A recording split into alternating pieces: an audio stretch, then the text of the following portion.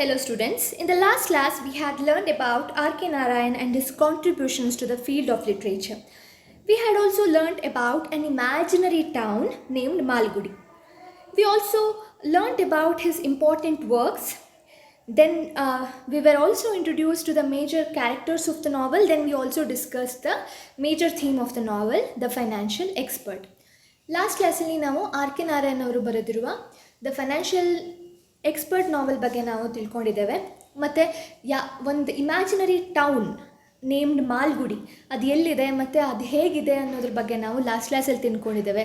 ಮತ್ತು the financial expert ನಾವೆಲಲ್ಲಿ ಯಾವ important characters ಬರ್ತವೆ ಅದ್ರ ಬಗ್ಗೆ ಸಹ ನಾವು ತಿಳ್ಕೊಂಡಿದ್ದೇವೆ. ಮತ್ತು the major theme are the central idea of the ನಾವೆಲ್, ಏನನ್ನು ಥೀಮ್ ಆಗಿಟ್ಕೊಂಡು ಆರ್ ಕೆ ನಾರಾಯಣ್ ಈ ನಾವೆಲನ್ನು ಬರೆದಿದ್ದಾರೆ ಅದ್ರ ಬಗ್ಗೆ ಸಹ ನಾವು ಲಾಸ್ಟ್ ಕ್ಲಾಸಲ್ಲಿ ನಾವು ತಿಳ್ಕೊಂಡಿದ್ದೇವೆ.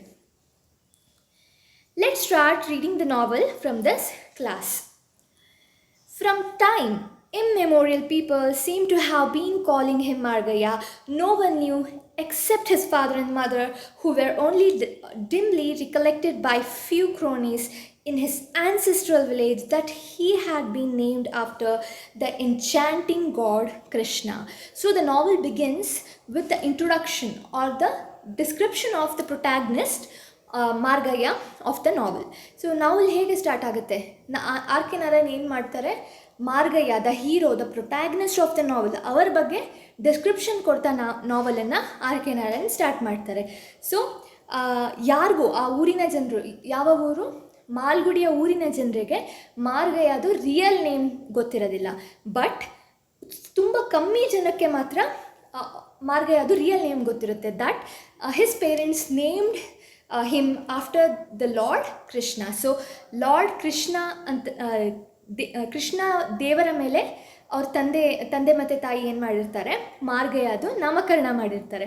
ಬಟ್ ಏನಾಗಿರುತ್ತೆ, ಅವು ಮಾಲ್ಗುಡಿಯ ಯಾರಿಗೂ ಮಾರ್ಗಯ್ಯದು ರಿಯಲ್ ನೇಮ್ ಅವರಿಗೆ ಗೊತ್ತಿರೋದಿಲ್ಲ. Everyone called him Margaya and thought that he had been called so at his naming ceremony. So ಎಲ್ಲರೂ ಏನು ಅಂದ್ಕೊಂಡಿರ್ತಾರೆ, ನೇಮಿಂಗ್ ಸೆರೆಮನಿ, ನಾಮಕರಣ ಮಾಡ್ತಾರಲ್ಲ, ಆಗ್ಲಿಂದಾನೆ ಮಾರ್ಗಯ್ಯದು ರಿಯಲ್ ನೇಮೇ ಮಾರ್ಗಯ್ಯ ಅಂತ ಅವರು ಅಂದ್ಕೊಂಡಿರ್ತಾರೆ. He himself must have forgotten his original name. He had gradually got into the habit of signing his name Margayya. So gradually ಏನಾಗುತ್ತೆ, ಮಾರ್ಗಯ್ಯ ಸಹ ಅವ್ನ real ನೇಮನ್ನು ಅವ್ನು ಮರ್ತು ಬಿಡ್ತಾನೆ. ಅವನು ಗ್ರ್ಯಾಜುಯಲಿ ಏನು ಮಾಡ್ತಾ ಇರ್ತಾನೆ ಅಂತ ಹೇಳಿದ್ರೆ, ಮಾರ್ಗಯ್ಯ ಅಂತಲೇ ಅವನು ಸೈನ್ ಮಾಡ್ತಾ ಇರ್ತಾರೆ. ಈವನ್ ಇನ್ ದ ಲೀಗಲ್ ಡಾಕ್ಯುಮೆಂಟ್ಸಲ್ಲೂ ಸಹ ಅವನೇನು ಮಾಡ್ತಾನೆ, he has for gotten his real name Krishna and he is signing his name as Margayya. And what did it mean? It was purely derivative. ಮಾರ್ಗ ಮೀನ್ಸ್ ದ ವೇ ಆ್ಯಂಡ್ ಅಯ್ಯ was an ಹಾನರೋಫಿಕ್ ಸುಫಿಕ್ಸ್. So Margayya ಅಂದರೆ ಏನು? Margayya is a Kannada word. ಮಾರ್ಗ ಅಂತ ಹೇಳಿದ್ರೆ way, ಅಯ್ಯ is just a ಹಾನರೋಫಿಕ್ ಸುಫಿಕ್ಸ್, ಅಂದರೆ ಗೌರವಾನ್ವಿತ ಒಂದು ವರ್ಡ್ ಆಗಿರುತ್ತೆ. ಸೊ ಎಲ್ಲರೂ ಆ ಮಾರ್ಗಯ್ಯ ಅಂತ ಅಂದ್ಬಿಟ್ಟು ಮಾಲ್ಗುಡಿಯ ಎಲ್ಲ ಜನರು ಅವನಿಗೆ ಕರೀತಾ ಇರ್ತಾರೆ. Taken together it denoted one who showed the way. So ಮಾರ್ಗ ಮತ್ತು ಅಯ್ಯ ಎರಡೂ ವರ್ಡನ್ನು ಜಾಯಿನ್ ಮಾಡಿದ್ರೆ ಏನು ಮೀನಿಂಗ್ ಸಿಗುತ್ತೆ ಅಂತ ಹೇಳಿದ್ರೆ, ದಾರಿಯನ್ನು ತೋರಿಸುವವನು Margayya.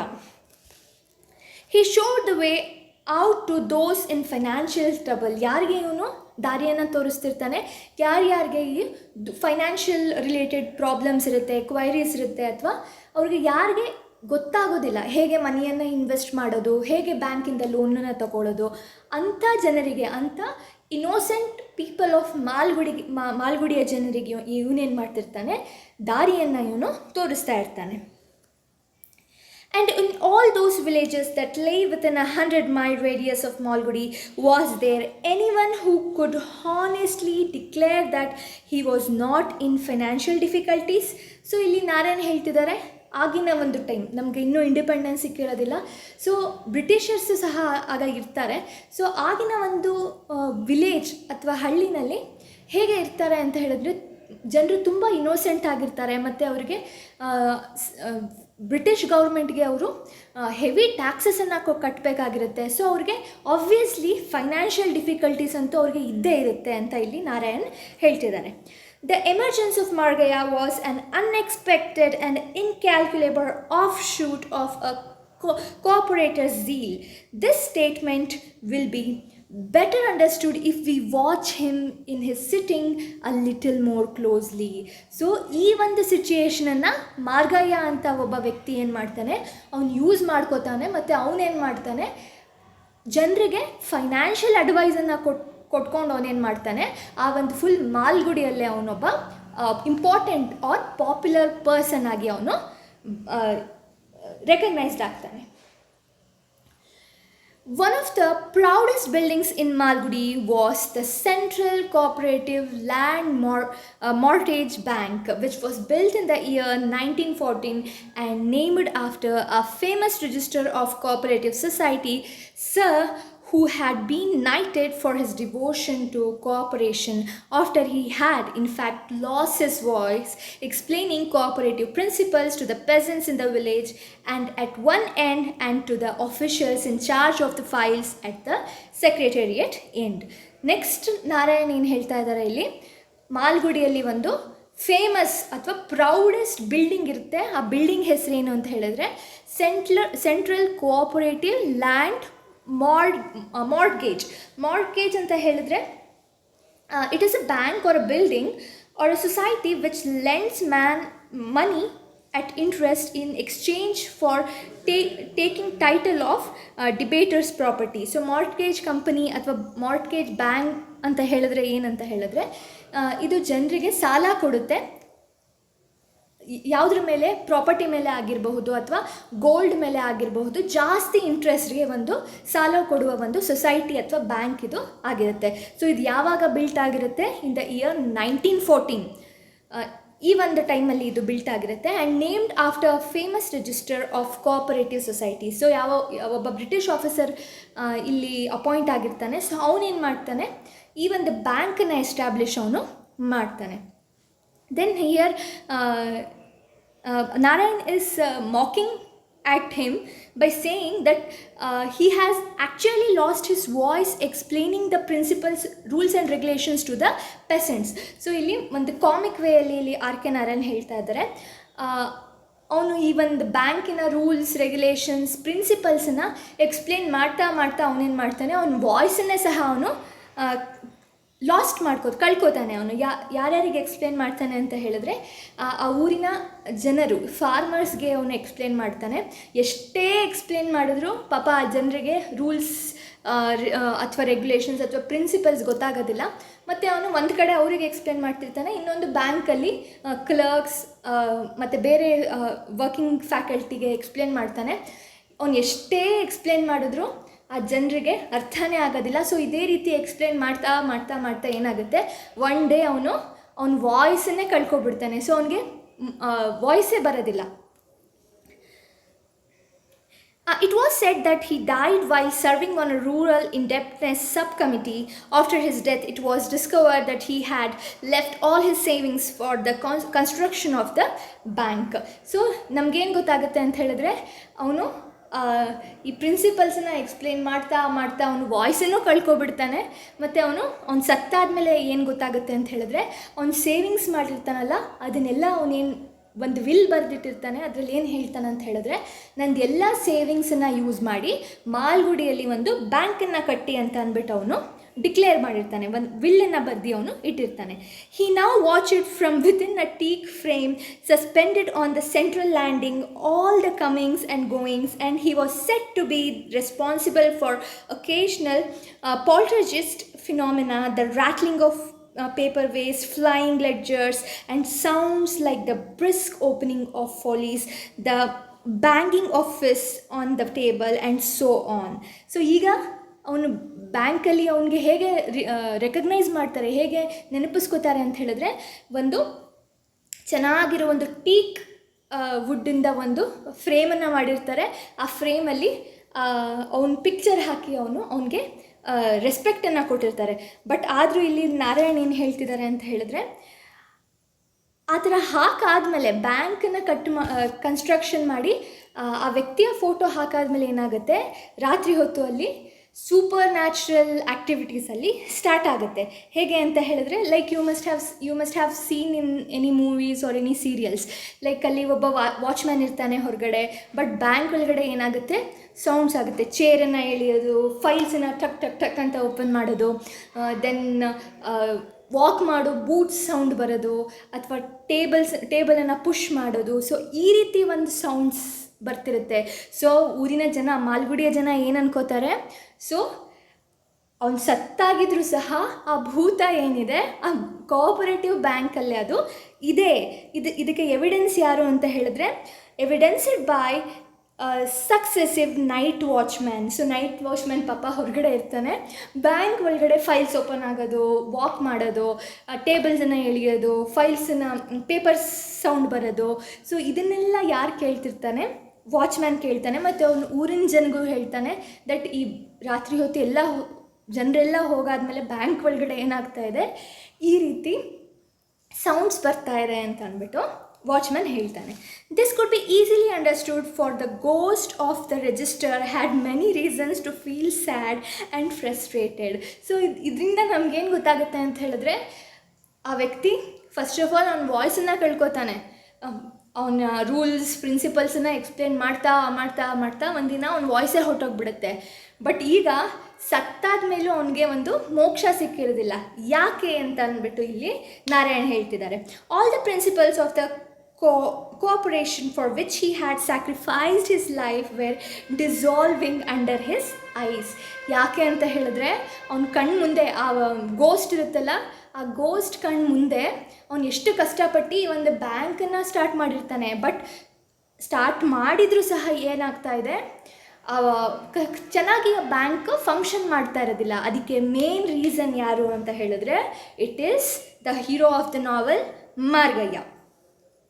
If he could look beyond the portals of the bank itself, right across the little stretch of lawn under the banyan tree in whose shade Margaya sat and transacted his business.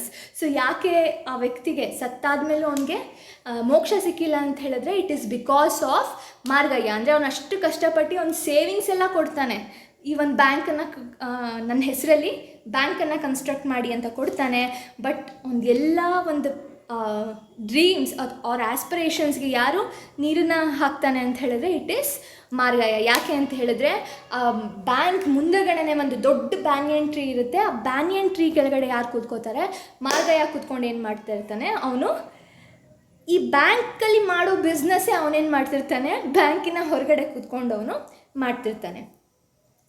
There was always a semicircle of peasants sitting round him, and by their attitude and expression one might easily guess that they were suppliants. So ಹೇಗೆ ಕೂತ್ಕೊಂಡಿರ್ತಾನೆ, ಒಂದು ಚಿಕ್ಕ trunk ಇಟ್ಕೊಂಡು ಕೂತ್ಕೊಂಡಿರ್ತಾನೆ. ಮತ್ತು ಅವ್ನು ಕೂತ್ಕೊಂಡಿರೋ ಸುತ್ತಲೂ ಏನು ಮಾಡ್ತಾರೆ, ಈ ಮಾಲ್ಗುಡಿಯಲ್ಲಿರೋ ಜನರು ಏನು ಮಾಡ್ತಾರೆ, ಅವನ ಅಕ್ಕಪಕ್ಕ ರೌಂಡಾಗಿ ಅವರು ಕೂತ್ಕೋತಾರೆ.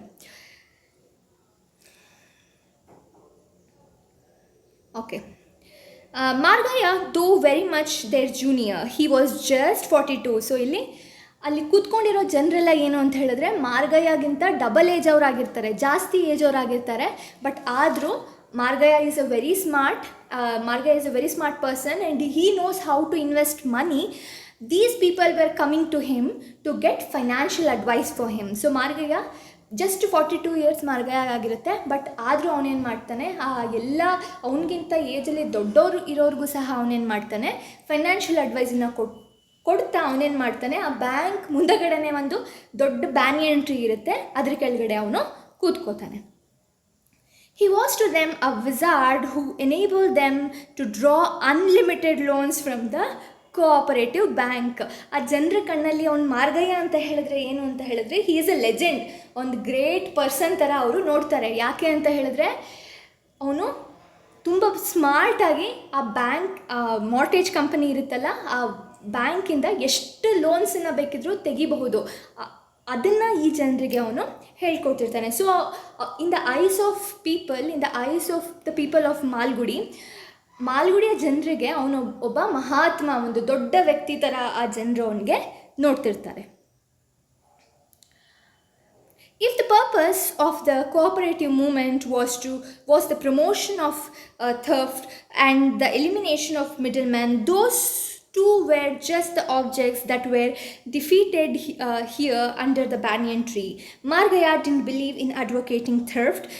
His living dependent upon helping people to take loans from the bank opposite and from each other. So ಥರ್ಫ್ಟ್ ಅಂತ ಹೇಳಿದ್ರೆ ಯೂಸಿಂಗ್ ಮನಿ ಕೇರ್ಫುಲಿ. ಸೊ ಈ ಮಾರ್ಗಯಿಂದ ಯಾರಿಗೆ ಲಾಸ್ ಆಗ್ತಾ ಇದೆ ಅಂತ ಹೇಳಿದ್ರೆ, ಈ ಬ್ಯಾಂಕನ್ನು ಕಟ್ಕೊಂಡು ಬ್ಯಾಂಕ್ ಒಳಗಡೆ ಕೂತ್ಕೊಂಡಿರೋ ಜನರಿಗೆ ಏನಾಗ್ತಾ ಇದೆ, ಅಲ್ಲಿ ಎಂಪ್ಲಾಯೀಸ್ಗೆ ಇವ್ನು ಮಾಡ್ತಾ ಇರೋ ಒಂದು ಕೆಲಸದಿಂದ ಲಾಸ್ ಆಗ್ತಾ ಇರುತ್ತೆ. ಇವ್ನು ಜಸ್ಟ್ ಫೈನಾನ್ಷಿಯಲ್ ಅಡ್ವೈಸನ್ನು ಕೊಡ್ತಾ ಇರೋದಿಲ್ಲ, ಇವನೇ ಏನು ಮಾಡ್ತಿರ್ತಾನೆ, ಕೆಲವೊಬ್ಬರಿಗೆ ಸಾಲವನ್ನು ಕೊಡ್ತಾನೆ. So obviously you think like first of all peasants, farmers, they are very innocent and most of them are not educated. So ಅವ್ರಿಗೆ ಗೊತ್ತಿರೋದಿಲ್ಲ, ಬ್ಯಾಂಕಿಗೆ ಹೋದರೆ ಅಲ್ಲಿ ಸುಮಾರು ರೂಲ್ಸ್ ಇರುತ್ತೆ, ಫಾರ್ಮ್ಸನ್ನು ಫಿಲ್ ಮಾಡಬೇಕಾಗುತ್ತೆ.